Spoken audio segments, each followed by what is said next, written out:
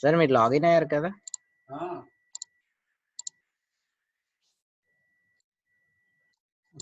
Continue వచ్చేస్తుంది కదా. Easy, అది జస్ట్ అది క్లిక్ చేసుకుంటూ వెళ్ళిపోండి.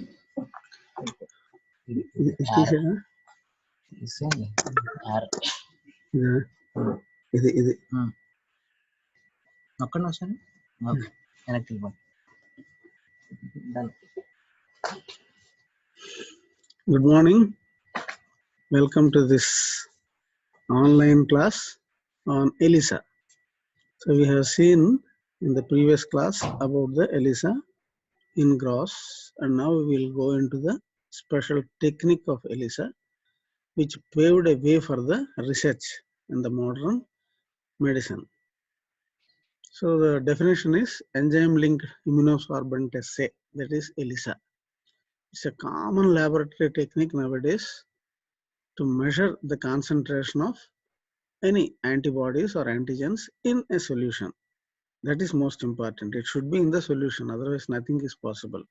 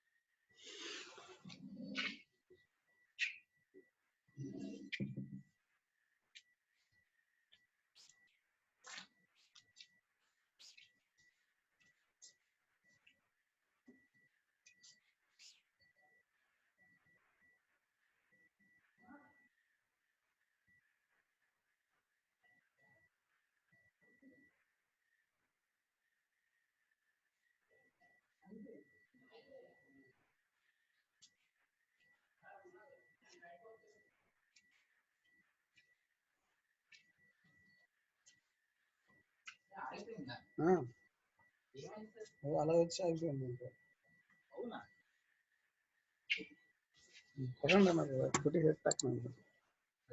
అది వచ్చింది అంతే. చూడండి.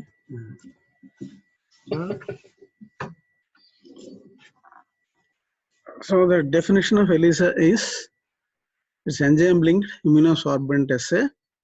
It's the commonest laboratory technique to measure the concentration of antibodies or antigens in solution. So the principle is based on immunology response.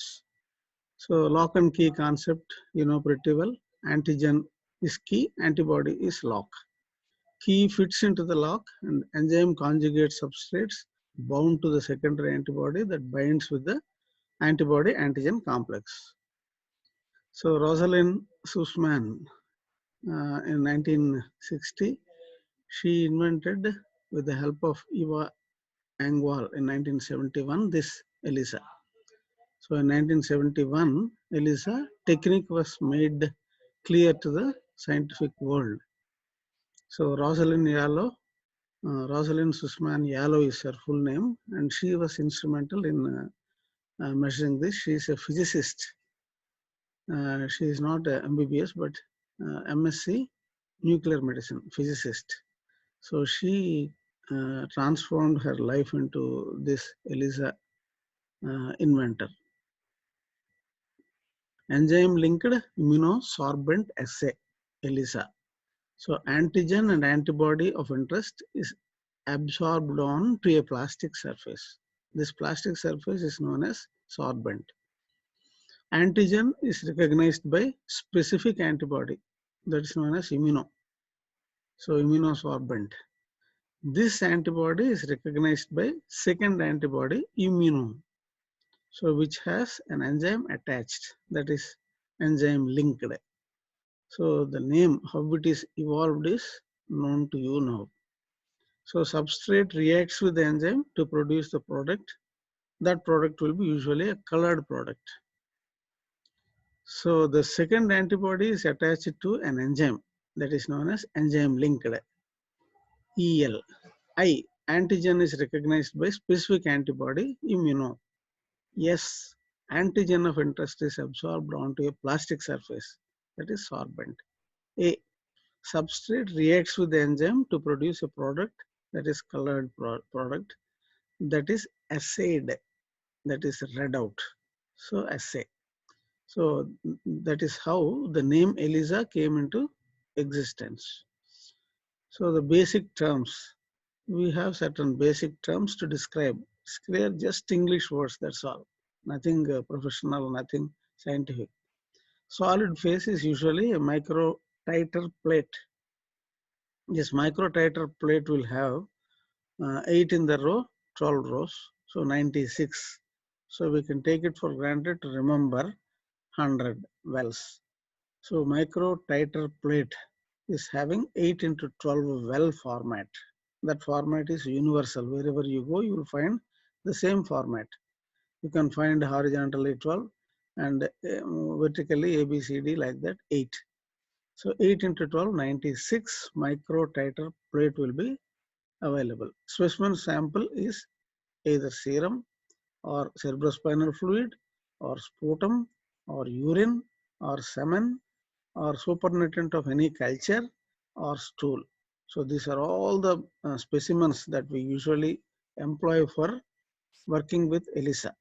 So serum, cerebrospinal fluid, sputum, urine, semen, supernatant of any culture that we have done in the laboratory, microbiological cultures, and stool. So we got lot of wide range of applications for this ELISA test. So in order to establish or analyze the hormones, identify the hormones or proteins or an infectious agent, viral one, bacterial one, parasitic one or fungal one, we can identify any type of infectious agents and we can mark the drugs and we can identify the tumor markers and we can estimate the serum proteins. And in the vaccine quality control, if any other dangerous substance is entered into that, we can identify that and we can maintain the vaccine quality control.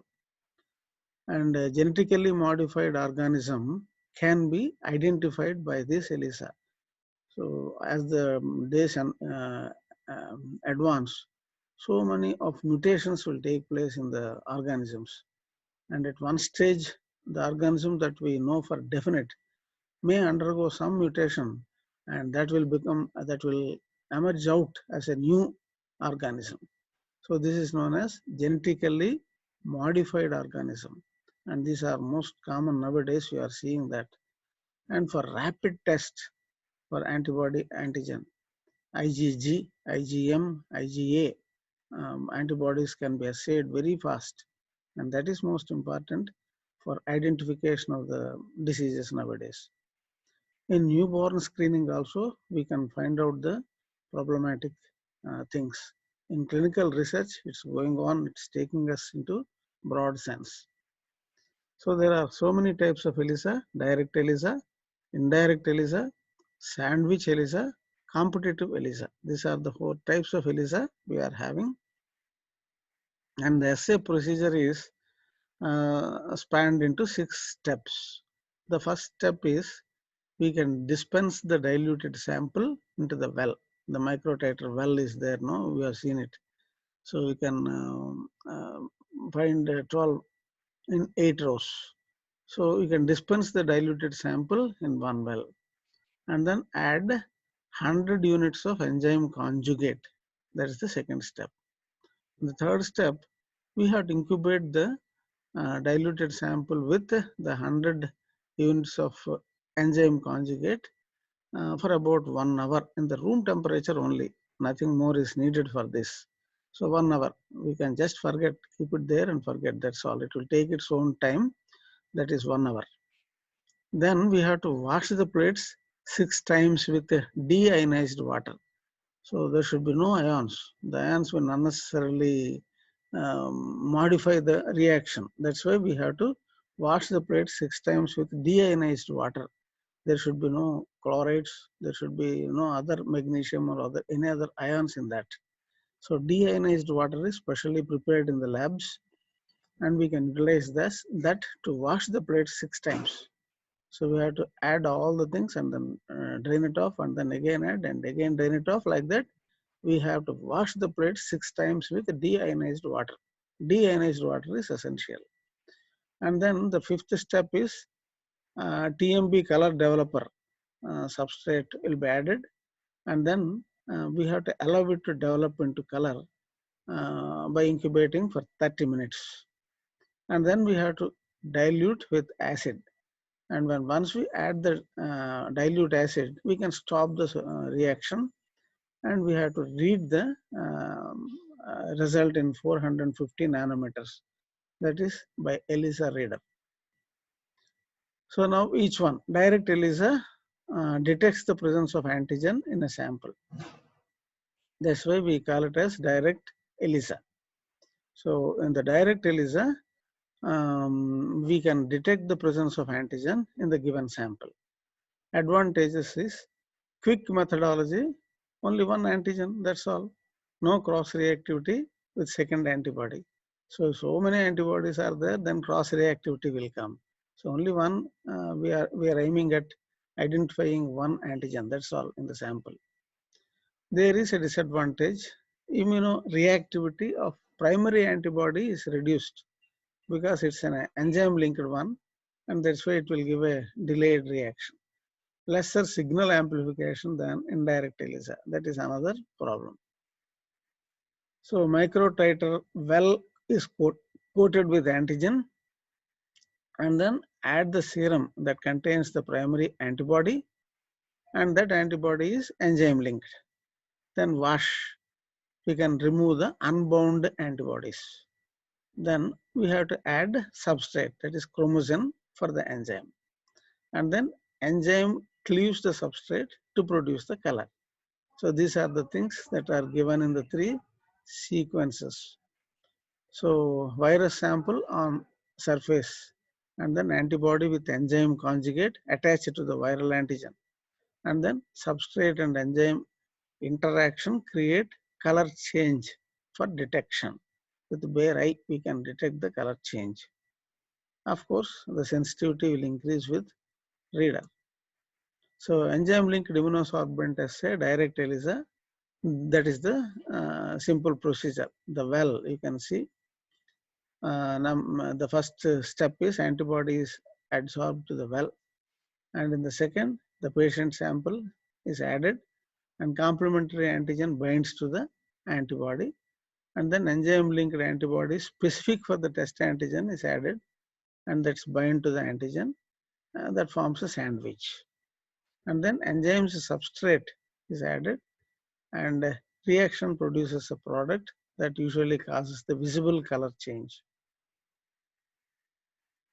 Now indirect ELISA, microtiter well coated with antigen, and you have to add the serum containing primary antibody and wash to remove the unbound antibodies.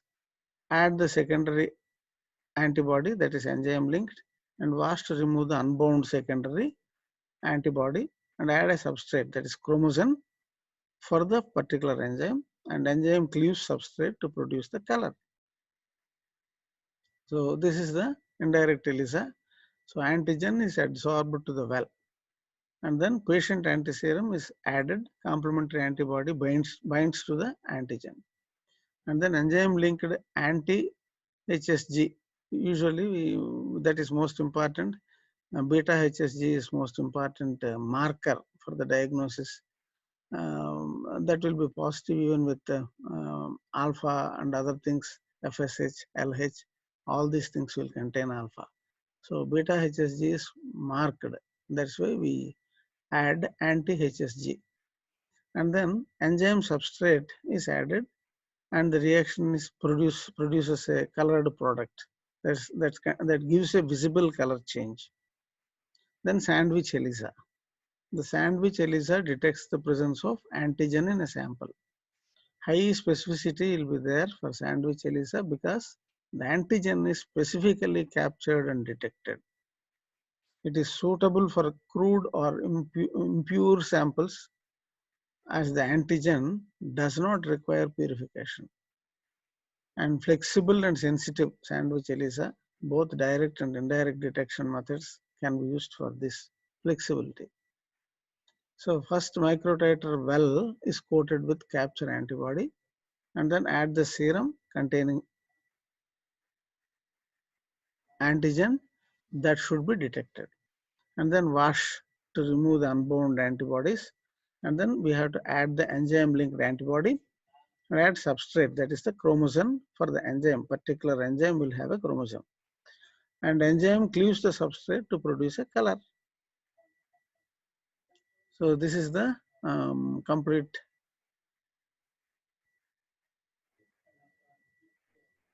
So indirect ELISA to detect antibody like antibodies like HIV antibodies and HCV antibodies. So antigen is coated in the coated well, the antigen is added, and then we have to wash the supernatant extra ones, and then add the specific antibody to be measured, and then wash, and then add the enzyme conjugate, that is secondary antibody, and then add the substrate to measure the color.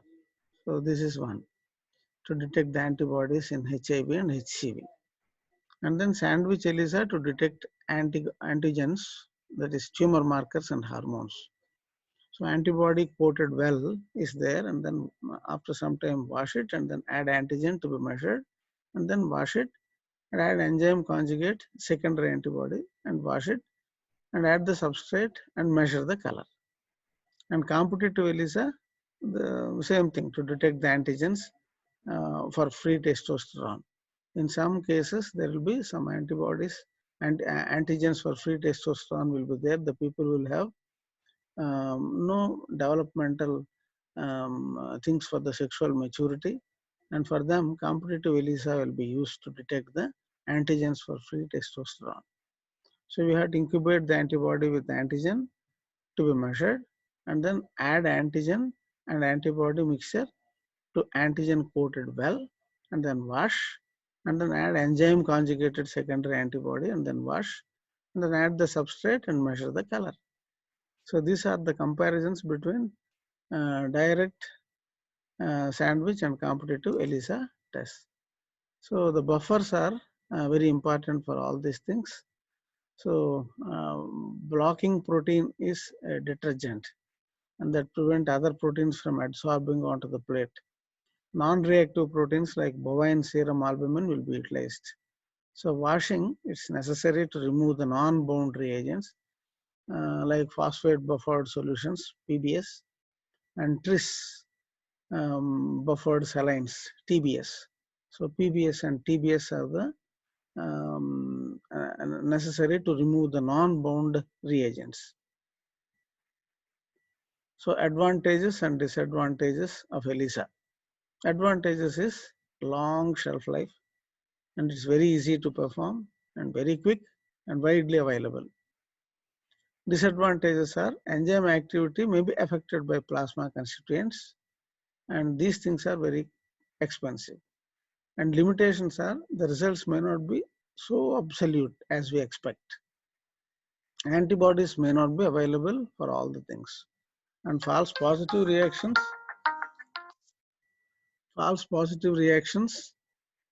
are mutated antigens will be available. So these are the things that are limitations for this. Okay, and then enzyme used in ELISA are horse radish peroxidase. This is most important, and the substrate is hydrogen peroxide, and the chromosome is tetramethylbenzidine, TMB. The TMB is abbreviation for tetramethylbenzidine. So the enzyme is alkaline phosphatase. For that, the substrate is nitrophenyl phosphate, NPP. The chromosome is diethane diamine plus magnesium chloride. These are the things, enzymes used in the ELISA. So ELISA plate is ready for reading, and you can see that the difference of colors. So measures the absorbance at 450 nanometers with the help of ELISA reader. So this is the thing. So it will ELISA reader will measure the absorbance at 450 nanometers with the help of ELISA reader. So we can calculate the absorbance for each sample, and we can see the reference values also. So we use Ascent software for the calculation of result. That is the software, Ascent software for the calculation of the result. All is shaped into a small box. So that is the simplicity of this. So we can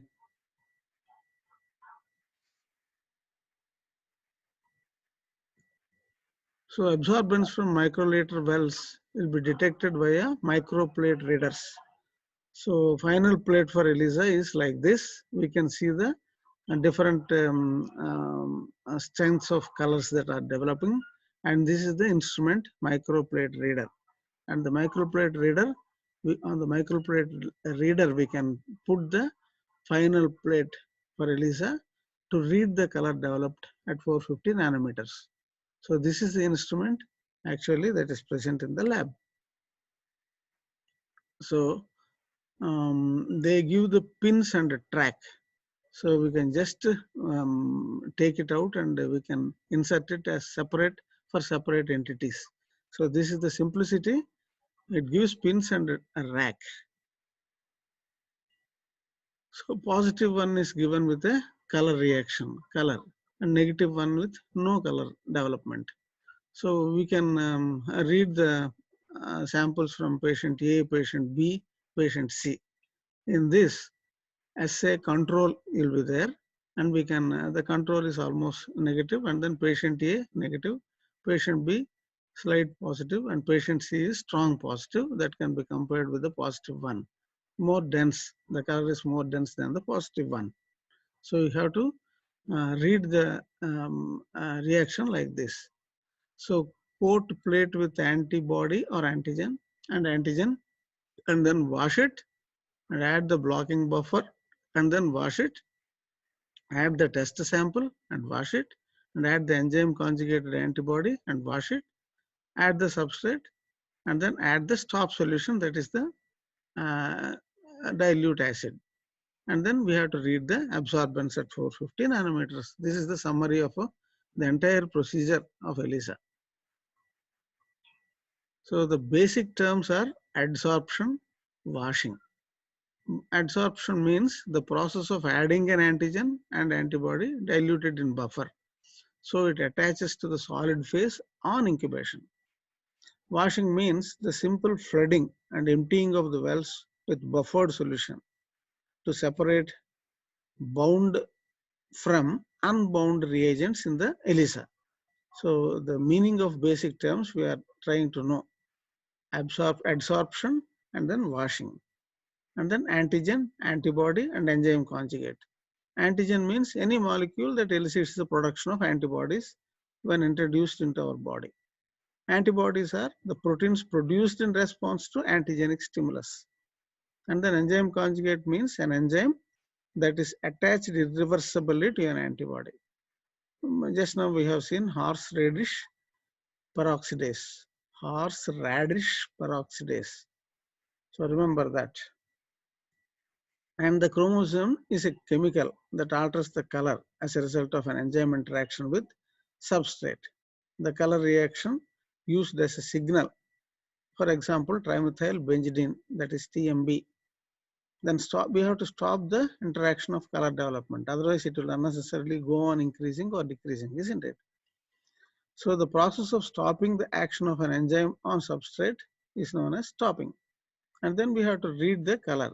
The spectrophotometric measurement of color developed in ELISA is the ultimate reading. So ELISA is a commonly used analytical biochemical assay to rapidly summarize the things. And it is first described by Engwall and Perelman in 1971. And the assay uses a solid phase enzyme immunoassay to detect the presence of a ligand. Ligand is commonly a protein in a liquid sample. So using antibodies directed against the protein to be measured. ELISA has been used as a diagnostic tool in medicine, plant pathology, biotechnology, as well as a quality control check in various industries. And these are the two fellows, Engwal E and Perlman P. So both of them published their first paper in ELISA in 1971 and demonstrated its quantitative value using alkaline phosphatase as the reporter. And Perlman's further research included cytotoxicity of human lymphocytes and immunogen selection and epitope mapping for malaria vaccine. So this paved way for the development of malaria vaccine. So the application value is most important whenever the Nobel Prize people consider its value. Its utility is recognized by the Nobel Prize committee when it can be applied for development of some useful work. So malarial vaccine development, this is most important. So immunodiagnostic method was established with this, with their publication in 1971. So malaria, tuberculosis, dengue fever. So all these things are the immunodiagnostics were developed by the values depending upon the description of Engwall and Perlman. So before the development of ELISA, only option for us is immunoassay. So immunoassay became obsolete. Almost nobody is doing immunoassay nowadays. So in good olden days, suppose if you want to know the some enzyme that is present in cerebrospinal fluid as a response to some problem, we have to do the immunoassay by injecting it and finding its action on carotid blood pressure. We have to introduce the carotid cannula and then measure the writing point. And it was in use in good olden days when I was a student in MBBS first year, 1970, 71, 72, 73. After 76, all the things changed rapidly and they shifted the things into radioimmunoassay. So the technique is radioactively labeled antigens or antibodies were in use, that is radioimmunoassay, RIA. So after immunoassay, the other thing is radioimmunoassay. Radioactive labeled antigens or antibodies are very difficult and it's highly detrimental to the health, and we have to dispose all the things very carefully, otherwise it will cause problems. So the radioimmunoassay RIA, the radioactivity provides the signal that indicates whether a specific antigen or antibody is present in that sample or not. This is the commonly asked question in the viva. RIA is very sensitive to in vitro assay technique that is used to measure the concentrations of substances. Usually, radioimmunoassay was first described in specific paper by Rosalind Sussman Yalow and Solomon Burson, and they published it in 1960. RIA method was developed by Rosalind Yalow. She got the Nobel Prize for Medicine in 1977. She is the second woman to receive the Nobel Prize. And in her acceptance speech, Dr. Yalow said, for any Nobel Prize, Nobel laureate, whenever they are accepting the prize, they'll be given a chance to speak from the podium in the Nobel laureate's podium. So in her acceptance speech, Dr. Yalow said, the world cannot afford the loss of the talents of half its people. Half of the people are women, isn't it? So half of the people should not be ignored. The talents of the half of the people in the world should not be ignored. That is the point she stressed from the acceptance speech. So the world cannot afford the loss of the talents of half of its people if we are to solve the many problems which beset us. So her appeal is the woman should be given a role to solve the problems. A lot of the problems are faced by the world, And these problems should be solved by the intervention of the women. We should not throw the women behind the screens. So RIA method was developed by Rosalind Sussman Yalow and Roger Gilman and Andrew Shalley at Veterans Administration Hospital in the Bronx, New York in 1977. That is the photograph, Rosalind Sussman Yalow. So she was born in July 19, 1921 and she lived up to May 30, 2011. She was the American medical physicist. In 1977, Yalow was the sixth individual woman. Actually, she was the seventh one. Marie Curie got the Nobel Prize 2 times. That's why if we count her only once, Yalow will become the sixth individual woman. Because Mary got the Nobel Prize, Madam Curie, Marie Curie got the 2 times Nobel Prize. She was counted twice. So she was the first American-born woman to win the Nobel Prize in scientific field. And she was also the second woman in the world to win the Nobel Prize. So this is her laboratory and she is at the work. So why it was known as enzyme-linked immunosorbent assay? So antigen of interest is absorbed onto the plastic surface, that is sorbent. Antigen is recognized by specific antibody. That reaction we call it as immuno reaction. And this antibody is recognized by the second antibody, immuno, which has enzyme attached, enzyme linked.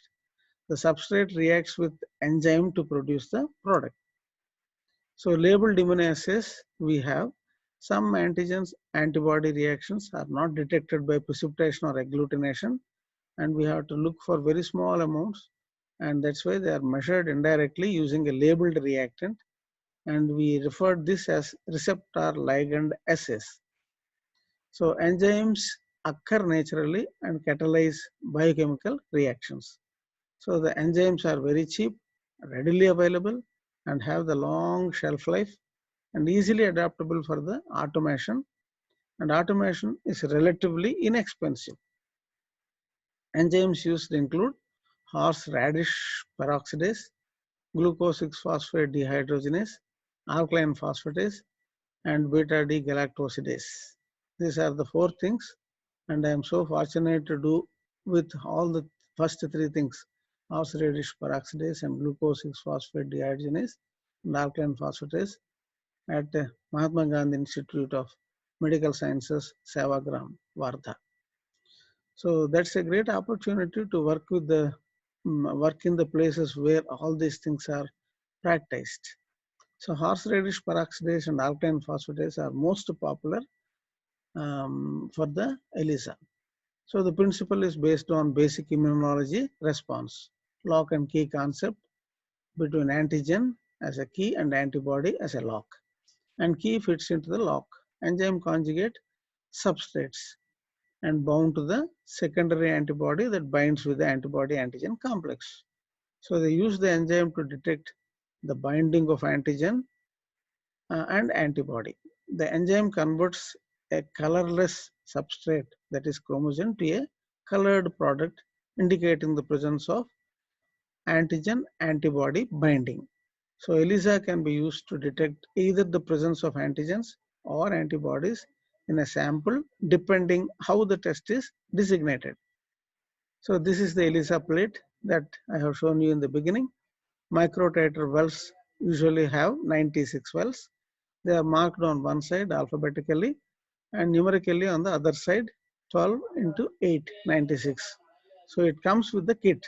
Whichever kit that we purchase in the market, they supply the ELISA plate having 96 microtiter wells.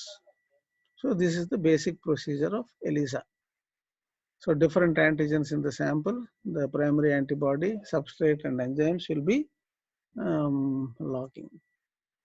So these are the steps. So the basic procedure of ELISA, first step is to load the student sample, that is unknown sample, in a triplicate into wells in the microplate strips. So we incubate for 5 minutes and we rinse it. And then second step is we have to add the primary antibody to all the wells and incubate for 5 minutes and then rinse. And then third step is add the enzyme linked secondary antibody to all wells, incubate for 5 minutes and then rinse. And then fourth step is add the enzyme substrate to all wells, incubate for 5 minutes. So these are the 4 steps, simple 4 steps, basic procedure for ELISA. The specimen samples, as I told you earlier, either it can be serum or it can be cerebrospinal fluid, sputum, urine, or supernatant of any culture.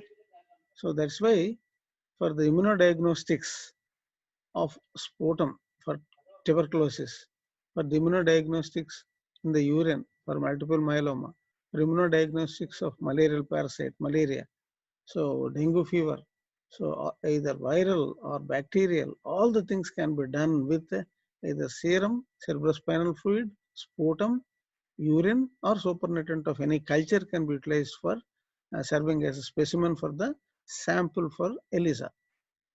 And I told you the basic types of ELISA are on the basis of detection, calorimetric ELISA, on the basis of detection, chemiluminescent ELISA, on the basis of detection, competitive fluorescence ELISA. These are the types of ELISA on the basis of detection. So calorimetric ELISA, assay to determine the antibody concentration, and chemiluminescent ELISA, assay for the quantitation of antigen in a biological sample, and competitive fluorescence ELISA, that is depending upon the fluorescence development. So these are the types. On basis of procedure, we have again the types. Non-competitive on the basis of procedure, we have again in the non-competitive procedure, direct non-competitive, indirect non-competitive, sandwich non-competitive type. And we have the competitive type and multiple and portable types. These are the types of ELISA on the basis of procedure. So direct ELISA, the primary antibody with an attached, that is conjugated enzyme, that should be added first, that binds specifically to the test antigen coating the well. Then the substrate for this enzyme is added. This substrate changes the color upon reaction with the enzyme. The higher the concentration of a primary antibody present in the serum, the stronger will be the development of color. A buffered solution of antigen to be tested for is added to each well, usually 96 well plates of a microtiter plate. So a given time, they will adhere to this plastic through the charge interactions. A solution of non-reacting protein like bovine serum albumin or casein is added to each well in order to cover any plastic surface in the well that is remaining uncoated by the antigen. So nothing should be left uncoated. So everything should be covered. So if you don't have enough, you have to add the serum albumin or casein that will cover any plastic surface in the well. So we should not leave. So we have to give chance for everything that should be covered. So antibody is adsorbed to the well and then patient sample is added. Complementary antigen binds to antibody and then enzyme linked antibody specific for the test antigen is added that binds to the antigen forming a sandwich, and then enzyme substrate is added and the reaction produces a product that causes visible color change. Direct ELISA advantages are quick. It's only one antibody is there and few steps. And cross-reactivity for secondary antibody is eliminated in this. That's the advantages of direct ELISA. And there are disadvantages. Cell smear, they'll adhere unnecessarily. So non-adherent cells on the cover slip with chemical bond, they will be unnecessarily eliminated. Immunoreactivity of the primary antibody might be adversely affecting by labeling with enzymes or tags. And labeling primary antibodies for each specific ELISA system is time consuming and expensive. There will be no flexibility in choice of primary antibody labeled from one experiment to another. And minimal signal amplification is found only by this. These are the disadvantages, 5. Indirect ELISA utilizes an unlabeled primary antibody in conjunction with labeled secondary antibody For direct detection, the antigen coated to multi-well plates is detected in 2 stages or 2 layers. First, an unlabeled primary antibody that is specific for the antigen that is applied. The next one is the enzyme labeled secondary antibody is bound to the first antibody, and the second antibody is usually an. So these are the steps. Antigen is adsorbed to the well, and then the patient serum is added, and then enzyme linked anti-HSG is added and binds to the antibody, and then enzyme substrate is added. The disadvantages of indirect ELISA: wide variety of labeled secondary antibodies are available commercially, and we can purchase and apply the utility. Versatile it is, because many primary antibodies can be made in one species, and the same labeled secondary antibody can be used for detection. Maximum immunoreactivity of the primary antibody is retained because it's not at all labeled. But once labeled, it's gone. So it's not labeled. That's why maximum immunoreactivity of the primary antibody is retained. And sensitivity is increased because each primary antibody contains several epitopes that can be bound by the labeled secondary antibody, allowing the signal amplification. So the disadvantages are again cell smear. So they adhere non-adherent cells on the cover slip with chemical bonding. And cross-reactivity might occur with the secondary antibody, resulting in non-specific signal. An extra incubation step is required in the procedure. So direct versus indirect ELISA. Advantages of indirect ELISA is immunoreactivity of primary antibody is not affected by labeling. Wide variety of secondary antibodies available on the market, and signal amplification for several epitopes are available. Advantages of direct ELISA are quick methodology, one antibody, and cross-reactivity of second antibody is eliminated because we are using only one antibody. In sandwich ELISA, antigens like tumor markers, hormones, serum proteins may be determined. Antigen in the sample binds with the capture of antibody on the microwell and becomes immobilized. The antibody of the enzyme conjugate binds with the immobilized antigen to form a sandwich of antibody antigen enzyme bound to the microwell. So this is the simple pictorial description. So in the solid phase, antibody is added, and then we have to add the antigen. And second step, add the antibody enzyme conjugate, and the enzyme will be attached onto this. Add the substrate, and the substrate which is colorless will turn into a product which is colored. So different types of ELISA types are there. So indirect, direct, sandwich, competitive. So capturing of antibody coating, antigen coating, blocking, sample antigen incubation, primary antibody incubation, secondary antibody incubation, substrate preparation, signal detection and data analysis. So competitive ELISA, antibody coated microwell, serum antigen and labeled antigen added together, that is known as competition. An antibody antigen enzyme complex bound is inversely related to the concentration of antigen present in the sample. And increased serum antigen results in reduced binding of antigen enzyme conjugate, with antibody producing less enzyme activity, and that is the yellow color usually. The color will be given as a confirmation. It is used to determine the small molecules like T3, T4 and HCG. There is a reverse ELISA which is more sensitive. That is the fourth ELISA test used not to use for the traditional wells. This test leaves the antigen suspended in a test fluid, and the test allows the multiple antigens to be tagged and counted at the same time. And this allows specific strains of bacteria to be identified by 2 or more different color tags. So if both the tags are present in the cell, then the cell is that specific for the strain. If only one is present, it's not at all that specific. So this test is done generally one test at a time and cannot be done with the microtiter pipette plate. Enzymatic markers are for orthophenyl diamine dihydrochloride, OPD. Orthophenylene diamine dihydrochloride, that is the enzymatic marker. So it turns into amber color to detect horseradish peroxidase, which is often used as a conjugate protein.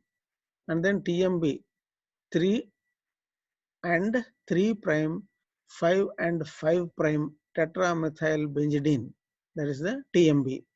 So it turns blue when detecting the horseradish peroxidase and turns yellow after addition of sulfuric acid or phosphoric acid to stop the reaction. ABTS 2 and 2 prime agenobis 3 ethyl benzothiazolone 6 sulfonic acid, that is the full name of ABTS. So it is the diammonium salt and turns green when detecting horseradish peroxidase. And PNPP, paranitrophenyl phosphate disodium salt, turns yellow when detecting alkaline phosphatase. This is most commonly used. So the reading, so ELISA reader. So it measures the absorbance at 450 nanometers with the help of ELISA reader. So it can calculate the absorbance for each sample and it can give the reference value. The Ascent software is the thing that is utilized for the calculation of results in this technique. ELISA data interpretation. ELISA assay yields 3 different types of data output: quantitative, qualitative, and semi-quantitative. These are the 3 types of data output. In the quantitative output, ELISA data can be interpreted in comparison to a standard curve. Usually we do this for all practical purposes. A serial dilution of unknown purified antigen. In order to precisely calculate the concentrations, we can project it onto the curve and then get the result. And then qualitative. ELISA can also be used to achieve a yes or no answer, indicating whether a particular antigen is present in that sample as compared to a blank well containing no antigen or an unrelated control antigen. And then semi-quantitative ELISA can be used to compare the relative levels of antigen in an assay sample. The cutoff value should be there. So cutoff value is provided in a kit that is supplied by the manufacturer. The cutoff values defines a range in which 90% of normal population is negative, and below the cutoff value and 10% of the normal population is positive above the cutoff value. So false positives and false negatives are very minimal. ELISA is semi-quantitative method and the calculation is done following the units of ELISA is OD ratio.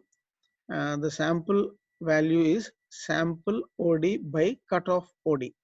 So one divided by other will give the units of ELISA in OD ratio. So range of IgM, IgG, IgA. This is quite commonly employed for most of the SARS viruses and including the our corona.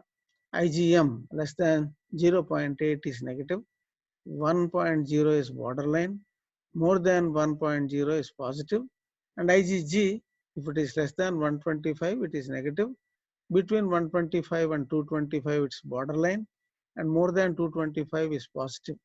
IgA, if it is less than 200 is negative, more than 201 to anything below 300 is positive, and borderline is negative below 301 and positive between 301 and 350, and borderline positive more than 350. So these are the things, ranges of IgM and IgG and IgA, and these are available in all the laboratories. Some of the laboratories available in big towns like Visakhapatnam. Advantages of ELISA. Advantages of ELISA. Reagents are relatively cheap and they have long shelf life. It is highly specific and sensitive. Sensitivity is, even if it is less than 1 picogram per ml, we can identify it. So there is no radiation hazard like RIA. So there is no radiation hazard during labeling or disposal of the waste like RIA. That's why RIA is very difficult to conduct, and the labs also should have a special um, um, special design. So easy to perform and quick procedures, and equipment is widely available, and it can be used to variety of infections, and it can be used on most type of biological samples like plasma, serum, urine, and cell extracts. And disadvantages of ELISA: measurement of enzyme activity can be more complex than the measurement of activity of some types of radioisotopes. And enzyme activity may be affected by plasma constituents. Kits are not so cheap, very specific to particular antigen, but it won't recognize other antigens. So limitations: results may not be absolute, antibody must be available. If poor producers are there, interferences will be most common, and with interferences, the antibodies cannot be worked up. And concentration may be unclear. False positive is possible if antibody is already present in that sample. And false negative is also present. Even though the positive things are there, it cannot read. So applications, most important is detection of HIV. So ELISA was first screening test widely used for HIV because it's very sensitive to detect the HIV antibodies. In ELISA, a person's serum is diluted 400 times and applied to a plate to which HIV antigens are attached. If antibodies to HIV are present in that serum, they may bind to these HIV antigens. So the plate is then washed to remove all the other components of the serum. A specifically uh, prepared secondary antibody, an antibody that binds to other antibodies, is then applied to the plate, followed by another wash. And the secondary antibody is chemically linked to the linked in advance to the enzyme. Other diseases: Dr. Dennis E. Bidwell and Alistair Waller. These are the two people. One is a pediatrician. They created the ELISA test to detect the various kinds of diseases for dengue, malaria, Chagas disease, and Johnny disease. So these are all the other diseases to which the ELISA services were extended by the um, knowledge of Dr. Dennis E. Bidwell and Alistair Waller. So other uses of ELISA are: it is used in vitro diagnostic tests in medical laboratories, detection of mycobacterium antibodies in tuberculosis, detection of rotavirus in feces, detection of hepatitis B markers in the serum, and detection of hepatitis C markers in serum, and detection of enterotoxin of E. coli in feces, detection of HIV antibodies in blood samples.